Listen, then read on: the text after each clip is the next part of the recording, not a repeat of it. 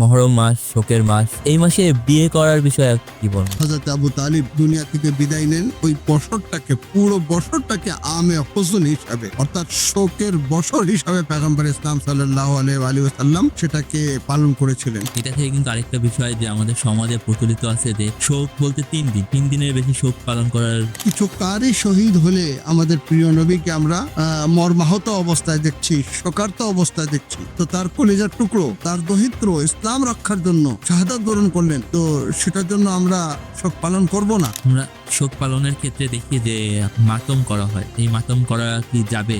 এই কারণে খাজা মঈনুদ্দিন চিশতি আলাইহির রহমা বলেছেন, হাক্কা কে বিনায়ে লা ইলাহা আস্ত হুসাইন। কারবালা নিয়ে আমাদের ব্যাপক আলোচনা করতে হবে, যেন ইমামে হুসাইন আলাইহিস সালাতু ওয়াস সালামের সেই চেতনা আমাদের মধ্যে জাগ্রত হয়। কে মুরসিয়া পাঠ করে বা নহাত, এটাকে শোক গাথা বলে। এই বিষয়টা আসলে কিভাবে দেখছেন? এবং বিশেষ করে ইমামে হুসাইন আলাইহিস সালামের শাহাদাতের পর ফারাজ্জাক, আমরা বলতে পারি যে অনেক নামকরা একজন কবি, যিনি আহলে বাইতের শানে মরসিয়া লিখেছেন। মানে আমাদের সমাজে দেখি যে মহরমকে নিয়ে আসলে যে একটু ভুল বোঝাবুঝি, কেন আসলে মানুষের মধ্যে এই ভুল চিন্তা? জামে তিরমিজি 1706 নম্বর হাদিসে স্পষ্ট লেখা আছে যে রাসূল খোদাকে এমন এক অবস্থা দেখেন যে পুরো শরীরে ধুলাবালু রয়েছে। উম্মে সালমা জিজ্ঞাসা করলেন যে ইয়া নবী আল্লাহ, আপনার এই অবস্থা? তখন বললেন, আমি এই মুহূর্তে কারবালা থেকে এসেছি। এই মুহররম ও সফর মাসটা ইসলামকে জাগ্রত রেখেছে। কেন? ইরানের অধিকাংশ জনগণ হচ্ছে শিয়া, সেখানে মহররমের চর্চা হয়। সেই মহররমের চেতনা নিয়ে কিন্তু এই বিপ্লব সংগঠিত হলো। তো আজকে তো আমাদের শিক্ষা নেওয়া দরকার।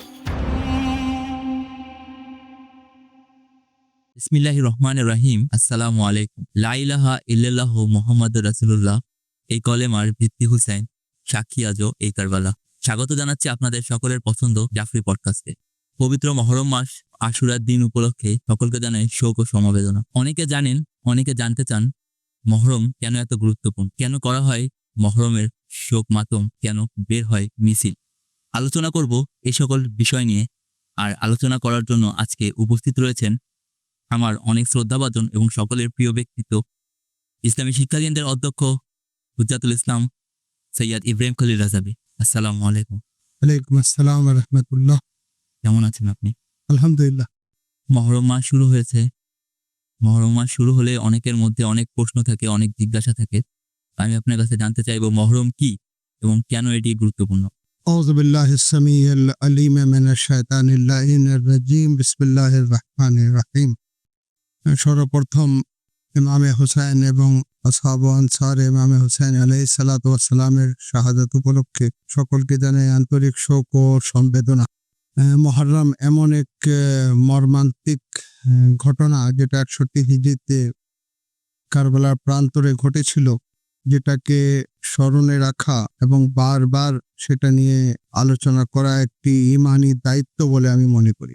কারণ যে শান্তি প্রিয় ইসলাম, যেটাকে পেগম্বর ইসলাম হযরত মুহাম্মদ মুস্তাফা সাল্লাল্লাহু আলাইহি ওয়াসাল্লাম পরিপূর্ণ করে রেখে গেলেন। কি হয়েছিল যে রাসূলুল্লাহ সাল্লাল্লাহু আলাইহি ওয়াসাল্লামের বিদায় নেওয়ার মাত্র 50 বছরের মধ্যে এমন মর্মান্তিক ঘটনা ঘটলো যে ইমামে হুসাইন আলাইহিস সালাতু ওয়াস সালামকে সপরিবারে শাহাদাত বরণ করতে হলো। আমরা সকলে জানি যে তিনি রাসূলের দহিত্র, রাসূলুল্লাহ সাল্লাল্লাহু আলাইহি ওয়াসাল্লামের কন্যা ফাতেমা জাহরা সাল্লাল্লাহু আলাইহার কলিজার টুকরো। কেন ওনার কাছ থেকে বায়াত চাওয়া হলো এবং কেন উনি বায়াত করেননি, আর বায়াত না করার কারণে যে ওনাকে শাহাদাত বরণ করতে হলো, এ বিষয়ে অবশ্যই আমাদেরকে খতিয়ে দেখা দরকার। যদি আমরা নীরব এই ঘটনার পাশ থেকে যদি আমরা চলে যাই, তাহলে নীরবে আমরা জালিমকে স্বীকৃতি দিয়েছি, মাজলুমের পক্ষে আমরা অবস্থান নেই। মাজলুমের পক্ষে অবস্থান নেওয়ার পিছনেই ইসলামী জাগরণ, বলতে গেলে ইসলামী হায়াত নিহিত রয়েছে। এই কারণে খাজা মঈনুদ্দিন চিশতি আলাইহির রহমা বলেছেন, হাক্কা কে বিনায়ে লা ইলাহা আস্ত হুসাইন। তো হুসাইন যে লা ইলাহা ইল্লাল্লাহর ভিত্তি রচনা করেছেন, এটা বুঝতে গেলে অবশ্যই আমাদেরকে কারবালা চর্চা করতে হবে এবং কারবালা নিয়ে আমাদের ব্যাপক আলোচনা করতে হবে, যেন ইমামে হুসাইন আলাইহিস সালাতু ওয়াস সালামের সেই চেতনা আমাদের মধ্যে জাগ্রত হয়। আমরা দেখতে পাচ্ছি যে এই মুহররমকে জাগ্রত রাখার জন্য বিশেষ করে আহলে বাইতের সদস্যরা অনেক তৎপর ছিলেন। আমরা সেই ইতিহাসও জানি যে নিজে আমাদের প্রিয় নবী মুহাম্মদ মুস্তাফা সাল্লাল্লাহু আলাইহি ওয়াসাল্লাম ইমামে হুসাইনকে কেন্দ্র করে কন্দন করেছেন এবং তিনি যখন ইমামে হুসাইন আলাইহিস সালাতু ওয়াস সালামকে কুলে নিয়ে কন্দন করেছেন, কন্দনের কারণ যখন জিজ্ঞাসা করা হলো, তখন পয়গম্বর ইসলাম সাল্লাল্লাহু আলাইহি ওয়াসাল্লাম কারবালার মর্মান্তিক ঘটনা নিজেই বর্ণনা করেছে। তো এটা আমরা সিরাতে রাসূলের মধ্যে আমরা পাচ্ছি যে মুহররমে ঘটে যাওয়া ঘটনাকে রাসূলুল্লাহ সাল্লাল্লাহু আলাইহি ওয়াসাল্লাম নিজেই এটার চর্চা করেছেন। তাই আমাদের সকলের দায়িত্ব, আর এই দায়িত্ব পালন করলে আমাদের মধ্যে সেই চেতনা জাগ্রত হবে যে জালিমের বিপক্ষে অবস্থান নেওয়া, জালিমের কাছে নত না হওয়া, ইসলামিক মৌলিক বিষয় রক্ষার ক্ষেত্রে নিজের জীবনকে উৎসর্গ করে দেওয়া এবং এর জন্য যতটা ত্যাগ স্বীকার করা যায় ত্যাগ স্বীকার করা। এই ত্যাগ স্বীকারের শিক্ষা কিন্তু কারবালার ঘটনার মধ্যে আমাদেরকে নিহিত রয়েছে। এই জন্য আমাদেরকে মুহররমকে খুব অনেক বেশি করে মূল্যায়ন করতে হবে। ইমাম হুসাইন আলাইহিস সালামের মহরমের যে আমরা শোক পালন করতেছি, এই শোকটা ইসলাম সম্মত। নিশ্চিত নিশ্চিত এটা অনেকে প্রশ্ন করেন যে শোক করা যাবে না। আমরা ইতিহাসে বেশ অনেক ঘটনা রয়েছে। একটা সবাই আমরা ইতিহাসে পড়েছি যেই বছর হযরতে খাদিজাতুল কুবরা সালাওয়াতুল্লাহ আলাইহা এবং হযরত আবু তালিব দুনিয়া থেকে বিদায় নেন, ওই বছরটাকে পুরো বছরটাকে আমে হুজন হিসাবে অর্থাৎ শোকের বছর হিসাবে পয়গম্বর ইসলাম সাল্লাল্লাহু আলাইহি ওয়াসাল্লাম সেটাকে পালন করেছিলেন। তাহলে এর চেয়ে বড় দলিল আর কি হতে পারে? আমরা তো ইমামে হুসাইন আলাইহিস সালাতু ওয়াস সালামের শাহাদাতের ঘটনা, কারবালা ঘটনা ঘটার পর থেকে বিবিদের শামে এবং মদিনা উপস্থিত হওয়া পর্যন্ত আমরা এই চর্চাগুলো করি। সেটা 2 মাসের বেশি না, কিন্তু আমরা পয়গম্বর ইসলাম সাল্লাল্লাহু আলাইহি ওয়াসাল্লামকে দেখতে পাচ্ছি যে তিনি পুরো 1 বছর পর্যন্ত হযরতে আবু তালিব ও হযরতে খাদিজাতুল কুবরা সালাওয়াতুল্লাহ আলাইহার শোকে শোকার্ত ছিলেন। তাহলে এই যে শোক পালন করা নাজায়েজ হলে স্বয়ং নবী কি শোক 1 বছর পর্যন্ত শোক পালন করতেন? এটা থেকে কিন্তু আরেকটা বিষয় যে আমাদের সমাজে প্রচলিত আছে যে শোক বলতে 3 দিন। 3 দিনের বেশি শোক পালন করার না, এর জবাবটাও কিন্তু এখানে চলে জি, আসছে যে 1 জি। বছর পর্যন্ত আমাদের প্রিয় নবী মুহাম্মদ মুস্তাফা সাল্লাল্লাহু আলাইহি ওয়াসাল্লাম শোক পালন করেছিলেন। সেই বুখারীতেও একটি হাদিস রয়েছে যে এই হাদিসের মধ্যেও আনাস থেকে যে হযরতে আনাস তিনি বলছেন যে কারীদের একটি দল যখন শাহাদাত বরণ করলেন তখন পয়গম্বর ইসলাম সাল্লাল্লাহু আলাইহি ওয়াসাল্লাম 1 বছর পর্যন্ত তাদের জন্য কুনুত পড়েছিলেন এবং 1 মাস পর্যন্ত তিনি কুনুত পড়েছিলেন এবং 1 মাস পর্যন্ত তিনি কিন্তু মর্মাহত ছিলেন এবং শোকার্ত ছিলেন। তাহলে কিছু কারি শহীদ হলে আমাদের প্রিয় নবীকে আমরা মর্মাহত অবস্থায় দেখছি, শোকার্ত অবস্থায় দেখছি। তো তার কলিজার টুকরো, তার দহিত্র ইসলাম রক্ষার জন্য শাহাদাত বরণ করলেন। তো সেটার জন্য আমরা শোক পালন করব না বা বলবো যে 3 দিনের বেশি শোক পালন করা যায় না। যেহেতু হাদিসের মধ্যে রয়েছে যে কারীদের শাহাদাতে আমাদের প্রিয় নবী শোক পালন করেছেন, তাহলে ইমামে হুসাইন আলাইহিস সালাতু ওয়াস সালাম যিনি জান্নাতের যুবকদের সর্দার, যিনি পয়গম্বর ইসলাম সাল্লাল্লাহু আলাইহি ওয়াসাল্লামের প্রিয় দহিত্র, যার শাহাদাতের উদ্দেশ্য হচ্ছে দ্বীন রক্ষা, তো আমরা দ্বীনের অনুসারী হয়ে আমরা কেন শোক পালন করব না? আমরা শোক পালনের ক্ষেত্রে দেখি যে আপনার মাতম করা হয়। এই মাতম করা কি যাবে? একটি গুরুত্বপূর্ণ হাদিস আছে, কুল্লু মাউলিদিন ইউলাদু আলা ফিতরাতিল ইসলাম। ইসলামী নেচার। জি। আজকে যারা মাতম নিয়ে প্রশ্ন তুলেন আমি তাদেরকে বলবো যে যেই সকল জায়গায় মাতম প্রতিষ্ঠিত হয়নি, কোনো শিয়া নেই, সেখানে তো আমরা দেখেছি যে কেউ আপন মারা গেলে তার শোকে কিন্তু বুক চাপড়ানোর দৃশ্য আমরা দেখেছি। আমরা কান্নায় বেহাল হওয়ার দৃশ্য আমরা দেখেছি। তো এটা তো একটা নেচারের ব্যাপার। তো নেচারের বাহিরে যাওয়ার তো কোনো সুযোগ নেই। যেটা নিষেধ করা হয়েছে কেউ মারা গেলে কাপড় ছিঁড়া, মুখে মানে দেওয়া। ইয়ে দেওয়া, এগুলাকে নিষেধ করা হয়েছে। যদিও ইমামে হুসাইন আলাইহিস সালাতু ওয়াস সালামের শাহাদাতের যে ঘটনা, যেভাবে মর্মান্তিক ঘটনা ঘটেছে, সেটাকে পরিপূর্ণ একটি শোকের রূপ ধারণ করা, তার জন্য মাতম এবং ওর সাথে মানে যা কিছু সম্পৃক্ত রয়েছে সেগুলা অবশ্যই আমি মনে করি যে একটা দায়িত্ব সমাজকে শোকার্ত অবস্থায় নিয়ে আসা, যেন মানুষ এই শোককে উপলব্ধি করে সেই শোককে যেন শক্তিতে পরিণত করতে পারে। মাতমের প্রসঙ্গে আরো একটি বিষয়, যে মাতমের সাথে সাথে আমরা দেখি মুরসিয়া পাঠ করে বা নহা, যেটাকে শোক গাথা বলে। এই বিষয়টা আসলে কিভাবে দেখছেন? বিদাতের এটা সাথে এটাও আমাদের কালচারে রয়েছে। এটাই আমরা দেখতে পাচ্ছি যে আমাদের প্রিয় নবী সাল্লাল্লাহু আলাইহি ওয়াসাল্লামের পর থেকে অনেক বড় বড় কবিরা তারা কিন্তু মরসিয়া লিখেছেন, এবং বিশেষ করে ইমামে হোসেন আলাইহিসসালামের শাহাদাতের পর ফারাজ্জাক আমরা বলতে পারি যে অনেক নামকরা একজন কবি, যিনি আহলে বাইতের শানে মরসিয়া লিখেছেন। আর দ্বিতীয় ব্যাপার হলো, আমরা সবকিছু খুঁজি যে আমাদের যে হাদিসগুলো আমাদের সামনে রয়েছে, এই হাদিসের মধ্যে কোথায় আছে। আমাদের এটাও দেখা দরকার যে এই হাদিসগুলা সংগ্রহ করা হয়েছে যে যুগে, সেই যুগটা কেমন ছিল। সেই যুগ কিন্তু আহলে বাইতের পক্ষে ছিল না, বরং আহলে বাইতের বিপক্ষে অবস্থান করছিল, যে কারণে আমরা কিন্তু সিয়াসাতে আহলে বাইত সম্পর্কে খুব বেশি আমরা কিন্তু রেওয়ায়েত পাইনি। বিশেষ করে ইমাম হোসেন আলাইহিসসালামের শাহাদাতের বিষয় নিয়ে খুব বেশি কিন্তু হাদিসে কোনো চর্চা নেই। তার পিছনে মূল রহস্য হচ্ছে এটা, যে পরিবেশটা এমন বিরাজ করছিল যে আহলে বাইতের পক্ষে ছিল না, বিপক্ষে ছিল। আমি আহ্বান করব যে কেন আমরা শুধু সেই হাদিসগুলোর মধ্যে আমরা নিজেকে সীমাবদ্ধ রাখবো। আমাদের আহলে বাইতে আতহার আলাইহিস সালাতু ওয়াস সালাম থেকে তো অনেক হাদিস রয়েছে, অনেক রাবিয়ানে হাদিস রয়েছেন যারা রিওয়ায়াত বর্ণনা করেছেন, অনেক ইতিহাস লেখকরা রয়েছেন যারা কারবালার মর্মান্তিক ঘটনাকে ওনারা বর্ণনা করেছেন।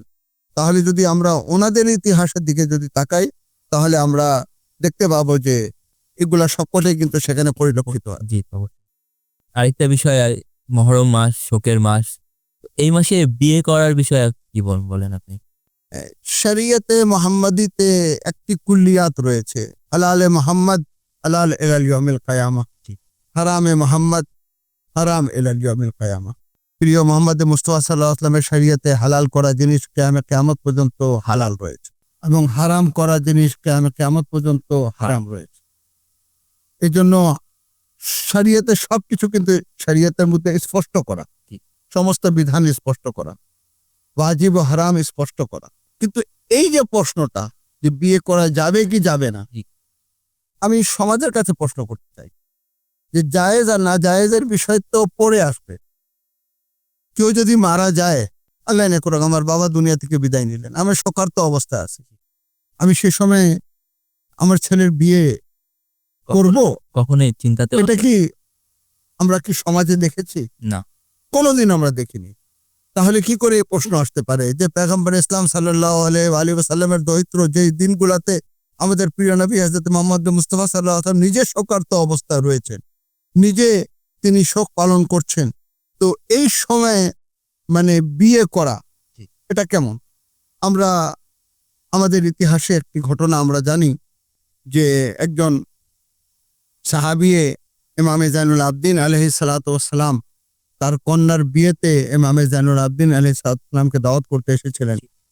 তিনি তখন বলেছিলেন যে তুমি তো জানো যে আমি আমার বাবার শাহাদাতের পর কোনো বিয়ে অনুষ্ঠানেই শরীক হই না। তখন তিনি বলেছিলেন ইমামকে যে আমি ইমামে হোসেনের শোকে একটি মজলিস করব, যেন আপনার কাদামে মোবারক আমার বাসায় আসে, এবং তিনি একটা মজলিস করে ইমামকে ডেকেছিলেন। ইমাম নিজেই কারবালার যে ঘটনার পর মর্মান্তিক অবস্থায় থাকতেন এবং বিয়েতে অংশগ্রহণ করতেন না। আর আমাদের সমাজে এটা প্রতিষ্ঠিত যে শোক আর আনন্দ দুটা কিন্তু একত্রিত হতে পারে, একটা কিন্তু বিপরীত। তো এটা নেচারগত ব্যাপার, শরিয়তে হালাল রয়েছে, এতে কোনো সন্দেহ নেই, কিন্তু অনেক হালাল কাজ কিন্তু করা হয় না। হালাল রয়েছে কিন্তু কেউই বাপের জানাজা রাখা রয়েছে সে সময় কিন্তু বিয়ে করতে করে না, চায় না, সমাজে নেই। তাহলে এই প্রশ্ন কেন ইমাম হোসেন শাহাদাতের দিনে প্রশ্ন করা হবে বা এই ধরনের প্রশ্ন উত্থাপিত হবে? মানে আমাদের সমাজে দেখি যে মহরমকে নিয়ে আসলে যে একটু ভুল বোঝাবুঝি, কেন আসলে মানুষের মধ্যে এই ভুল চিন্তাটা? না, এটা আসলে ব্যাপার হচ্ছে শাহাদাতের ঘটনা ইমামে হোসেন আলাইহিস সালাতু ওয়াস সালামের ইয়াজিদের মাধ্যমে। আমরা তো কিন্তু ইয়াজিদের প্রতি যে প্রেম, এটা তো আমরা দেখতে পাচ্ছি। তো শাহাদাতের পর বানি উমাইয়ারা কিভাবে আহলে বাইতে আতহার আলাইহিস সালাতু ওয়াস সালামকে কিভাবে ওনাদেরকে দমন করা, ওনাদের আদর্শকে এই জন্য মানুষের কাছে না পৌঁছায়, এবং যে ধরনের নির্যাতন সৈয়দদের উপরে করা, এগুলো ইতিহাস তো আমাদের সকলের জানা আছে। তো সেই সময় কিন্তু এই সবগুলা প্রশ্নবিদ্ধ করা হয় এবং কি ইমামে হুসাইন আলাইহিস সালামের শোক পালন করতে গিয়ে আক্রমণ করা হতো এবং কি অনেকে শাহাদাত বরণ করেছে ইতিহাসে। সেটা কিন্তু কোনো রেফারেন্সের প্রয়োজন নেই, সব ইতিহাসে কিন্তু রয়েছে। তো এমন একটা পরিবেশ তখন থেকে তৈরি করা হলো যেটা ইমামে হুসাইন আলাইহিস সালামের শাহাদাতের পরও কিন্তু অব্যাহত ছিল, যে ইমামে হুসাইনকে নিয়ে কেউ চর্চা যেন না করে, কেউ যেন ওনাকে নিয়ে কথা না বলে। এই কারণে আমাদের এখানে কিন্তু আমাদের আইমে আতহার আলাইহিস সালাম যাদের কথাগুলো আমাদের জন্য হুজ্জাত, তো ওনারা তো এ পর্যন্ত বলেছেন যে শুধু শোক পালন করা না, যদি কন্দন না আসে তাহলে কন্দনরত অবস্থায় থাকা সেটাও কিন্তু সওয়াব। এবং কি এমন পোশাক পরা যে পোশাক দিয়ে কিন্তু শোক পরিলক্ষিত হয়। তো আমরা দেখতে পাচ্ছি সমাজ কিন্তু বিপরীতমুখী। এক সমাজ হচ্ছে যারা হাদিসের দৃষ্টিতে, ইতিহাসের দৃষ্টিতে শোককে কিভাবে মূল্যায়ন করেছিলেন আলে রাসূল, ওলাদে রাসূল, সেগুলাকে তারা অনুসরণ করে, অনুকরণ করে। আর একটা দিক হচ্ছে যারা ওই বানি উমাইয়ার প্রভাবে প্রভাবিত হয়ে মানে শোকের বিপরীত তারা অবস্থান নেয় এবং এগুলাকে সবকটাকে কিন্তু প্রশ্নবিদ্ধ করে।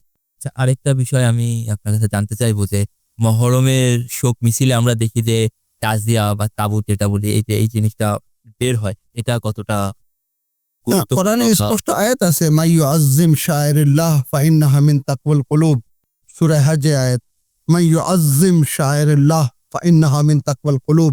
যে ব্যক্তি আল্লাহর নিদর্শনের প্রতি সম্মান প্রদর্শন করে, এটা হচ্ছে তার তাকওয়ার বহিঃপ্রকাশ। নিদর্শন কি? কোরআন বলছে ইন্নাস সাফা ওয়াল মারওয়া মিন শাআইরিল্লাহ। সাফা ও মারওয়ার পর্বতকে কিন্তু নিদর্শন বলা হয়েছে এবং কি কুরবানির পশুকেও নিদর্শন বলা হয়েছে।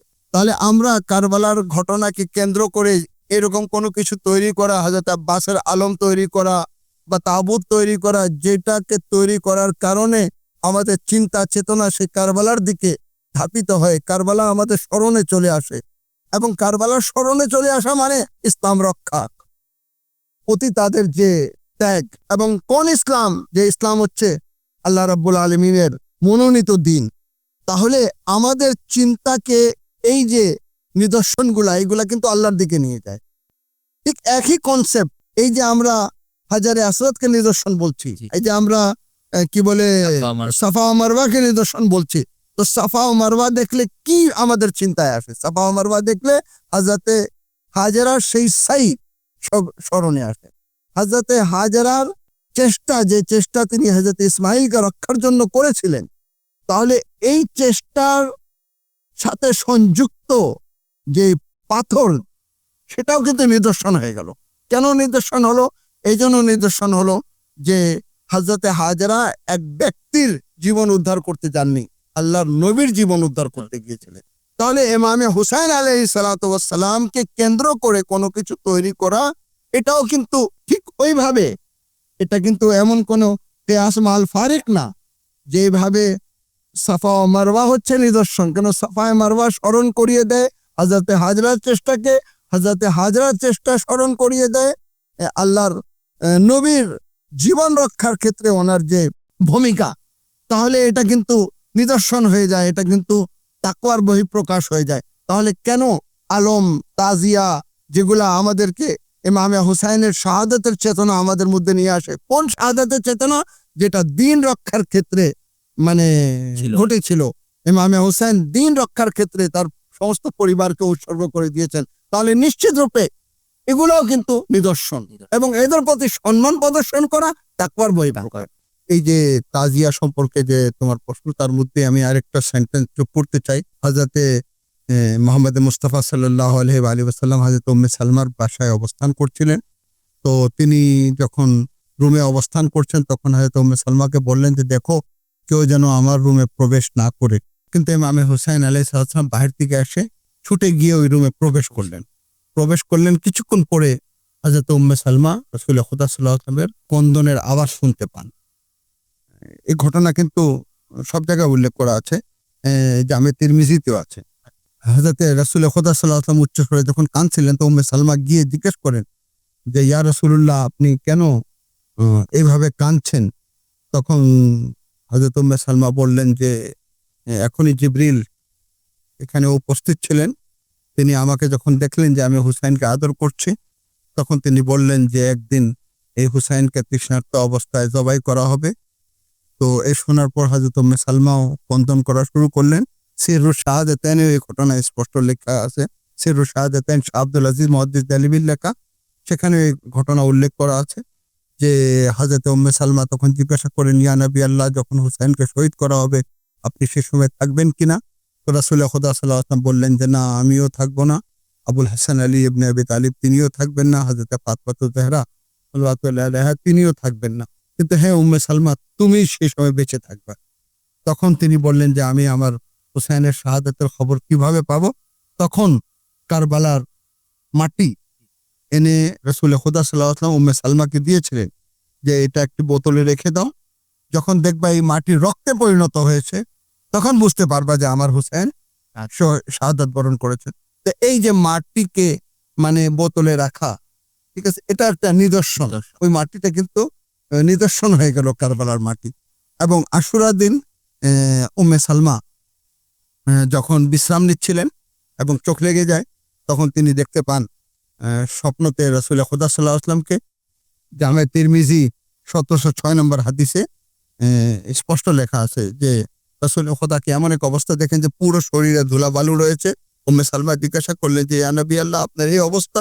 তখন বললেন, আমি এই মুহূর্তে কারবালা থেকে এসেছি, আমার হুসাইনকে তৃষ্ণার্ত অবস্থায় শহীদ করে দেওয়া হয়েছে। ইন্না লিল্লাহি ওয়া ইন্না ইলাইহি রাজিউন। আরেকটা বিষয় হচ্ছে আপনার যে মহরম কি শুধু শোকের মাস, নাকি আমাদের জন্য শিক্ষা আছে? আসলে মহরম থেকে শিক্ষা গ্রহণ করতে পারি। মুহররমের মূল রহস্য হচ্ছে এটাই যে মুহররমকে আমরা যখন আমরা কারবালার মর্মান্তিক ঘটনা বর্ণনা করি তখন আমরা মর্মাহত হই, ক্রন্দন করি, এটা একটা নেচারগত ব্যাপার। কিন্তু আসল উদ্দেশ্য হচ্ছে যে মুহররমের মধ্যে ইমামে হুসাইনের ত্যাগ এবং ওনার সঙ্গী সাথীদের ত্যাগ এবং ওনার আসহাবরা যে ইমামে হুসাইনের উপরে নিজেকে উৎসর্গ করে দিলেন, কেন? দিন রক্ষার জন্য। হযরত জায়নাবে কুবরা সালাওয়াতুল্লাহ আলাইহা শাবে আশুর তার 2 সন্তান আওন মুহাম্মদকে বলছেন যে কালকে যে দিন রোজে আশুর কি হবে তা তোমরা জানো? বললেন যে হ্যাঁ, কালকে যুদ্ধ হবে। তখন তোমাদের ভূমিকা কি থাকবে? বলে আম্মা জান, আমরা আমাদের জীবনকে উৎসর্গ করে দেব। হযরত জায়নাব বলছেন, তোমাদেরকে এই দিনের জন্য আমি লালন পালন করেছি। তাহলে বোঝা যাচ্ছে যে আশুরার চর্চার মধ্যে এমন একটি শিক্ষা নিহিত রয়েছে যে যেভাবে হযরত জায়নাব দিন রক্ষার জন্য সন্তান লালন পালন করেছেন, আমরাও আমাদের সন্তানকে যেন দিন রক্ষার জন্য লালন পালন করি। হায় আফসোস, যদি এই কারবালার চেতনা পুরো সমাজে যদি প্রতিষ্ঠিত হতো, তার যে ইসলামের দুর্দশা এটা কিন্তু আমরা দেখতে পেতাম না, বরং ইসলাম রক্ষার জন্য একটা ঐক্য তৈরি হতো এবং আমরা আমাদের মৌলিক বিষয় নিয়ে আমরা সর্বোচ্চ ত্যাগ স্বীকার করতে প্রস্তুত থাকতাম। কোন ষড়যন্ত্রকারী না মানে স্যাটানিক ভার্সেস লেখার কেউ সাহস করত না, তাসিমা নাসরিনের মতন মুরতাদ জন্মগ্রহণ করত, আর না কোরআনে অগ্নি সংযোগ করা হতো, আর না আজ ফিলিস্তিনিরা এভাবে বাঁচল হতো। কারবালার ইতিহাস তো আসলে শুধু শিয়াদের ইতিহাস না, এটা তো মুসলিম উম্মার ইতিহাস, সবার ইতিহাস। তো আপনি মুসলিম উম্মা এবং আমাদের দর্শকদের আসলে কি বার্তা দিবেন বা কি বলবেন তাদের উদ্দেশ্য করে? আমি আমার কিছুক্ষণ আগেই বলেছি বিষয়টা যে মুহররমের শিক্ষা হচ্ছে এমন এক শিক্ষা যেটা ইসলামী মৌলবোধকে কিভাবে সংরক্ষণ করা যায়, কিভাবে ইসলামী ইতিহাসকে মূল্যায়ন করা যায়, কিভাবে দিন রক্ষায় নিজেকে নিয়োজিত করা যায়, দিন রক্ষার জন্য কতটা ত্যাগ স্বীকার করা যায়, কিভাবে নিজের নফসকে আল্লাহ রাব্বুল আলামিনের হাতে তুলে দেওয়া যায়, এগুলো কিন্তু সবকটা মুহররমের মধ্যে রয়েছে। এই জন্য আমরা আহ্বান করব যে আসুন ঐক্যবদ্ধভাবে আমরা মুহররমকে মূল্যায়ন করি, মুহররমের সঠিক ইতিহাস আমরা চর্চা করি। থাকলো বিতর্কিত থাকতে পারে, আপনি হয়তো মনে করবেন যে না, মাতম করা আমার দৃষ্টিতে যায় না, মাতম করেন না, কিন্তু ইমামে হুসাইন আলাইহিস সালামকে কেন্দ্র করে চর্চা করা এটা তার ইমানি দায়িত্ব। তো সেটা অনুপস্থিত কেন? আজকে আমরা দেখতে পাচ্ছি যে আজকে যারা শিয়ানে আলী তারা কিন্তু মাতম করছেন, তারা এই চর্চাগুলা করছেন, এটাকে জাগ্রত রেখেছেন এবং এই জাগ্রত রাখার মাধ্যমে আজকে ইরানে ইনকলাব সফল হয়েছে। ইমাম খোমেনি রহমতুল্লাহ আলাইহি স্পষ্ট বলেছেন এই মুহররম ও সফর মাসটা ইসলামকে জাগ্রত রেখেছে। কেন? ইরানের অধিকাংশ জনগণ হচ্ছে শিয়া, সেখানে মুহররমের চর্চা হয়, সেই মুহররমের চেতনা নিয়ে কিন্তু এই বিপ্লব সংগঠিত হলো। তো আজকে তো আমাদের শিক্ষা নেওয়া দরকার যদি মুহররমের চর্চার মাধ্যমে বিপ্লব সংঘটিত হয়, তো আমরা আমাদের সমাজে বিপ্লব ঘটানোর জন্য, সমাজকে পরিবর্তন করার জন্য, সমাজকে ইসলামের দিকে ধাবিত করার জন্য আমাদেরকে মুহররম চর্চা করতে হবে। তাহলে সকলকে ঐক্যবদ্ধভাবে এই মুহররমের মানে মূল্যায়ন, মুহররমের গুরুত্ব, মুহররমের যে গুরুত্বপূর্ণ ত্যাগ স্বীকার করা হয়েছে সেটাকে মূল্যায়ন করতে হবে। অসংখ্য ধন্যবাদ আপনাকে আপনার গুরুত্বপূর্ণ মূল্যবান সময় আমাদেরকে দেওয়ার জন্য এবং এই আলোচনার জন্য। আমিও জাফরি মিডিয়ার আন্তরিক ধন্যবাদ যে এরকম সুন্দর প্রশ্নগুলা জনগণের সামনে মানে উত্থাপন করে তার সমাধান তুলে দেওয়া। অবশ্যই এই ধরনের আলোচনা হয়তো আমাদের সমাজকে প্রভাবিত করবে, হয়তো আমাদের সমাজকে সংশোধন করার ক্ষেত্রে গুরুত্বপূর্ণ ভূমিকা পালন করবে, হয়তো দ্বীনি মূল্যবোধকে বুঝার সুযোগ করে দেবে। তো আমি আমার পক্ষ থেকে জাফরি মিডিয়ার সকল সদস্যদের আন্তরিক ধন্যবাদ জানাচ্ছি। আল্লাহ রাব্বুল আলামিন তোমাদের সকলকে হায়াতে তাইয়্যিবা দান করুন এবং আমাদের এই বক্তব্যগুলোকে ভালো করে বুঝার তৌফিক দান করুক। আর তারপরে যদি কোনো প্রশ্ন উত্থাপিত হয় তো তার জবাব দেওয়ার জন্য তো আমরা প্রস্তুত রয়েছি, আমরা জবাব দিতে পারি। সংক্ষিপ্ত আলোচনার মধ্যে সবকটা রেফারেন্স নিয়ে কথা বলা সম্ভব না, কিন্তু যতগুলো কথা বলেছি সবকটার পিছনে কিন্তু শরীয়তের যুক্তি রয়েছে, শরীয়তের বাহিরে কোনো কিছু না। আজকে আমরা অনেক জানা অজানা বিষয় সম্পর্কে জানলাম। অনেকের মধ্যে থেকে যায় অনেক গোড়ামি বা না জানার আগ্রহের কারণে আসলে অনেক কিছুই এমন কিছু সে ধারণ করে ফেলে যেটা আসলে ঠিক না, সঠিক না। তো সে সকল অনেক বিষয় আমি আশা করি যে আপনাদের অনেকের প্রশ্নগুলোর উত্তর খুঁজে পেয়েছেন। তো যারা আমাদের ফেসবুক পেজে আমাদেরকে দেখছেন অবশ্যই ফেসবুক পেজটি লাইক করে দিবেন। যারা ইউটিউবে দেখছেন ইউটিউব চ্যানেলটি সাবস্ক্রাইব করবেন এবং বেল আইকনটি প্রেস করবেন যেন পরবর্তী ভিডিও মিস না করেন। ভালো থাকবেন, সুস্থ থাকবেন, সত্যের সাথে থাকবেন। বিদায় নিচ্ছি জাফরি পডকাস্টের পক্ষ থেকে। আসসালামু আলাইকুম ওয়া রাহমাতুল্লাহ।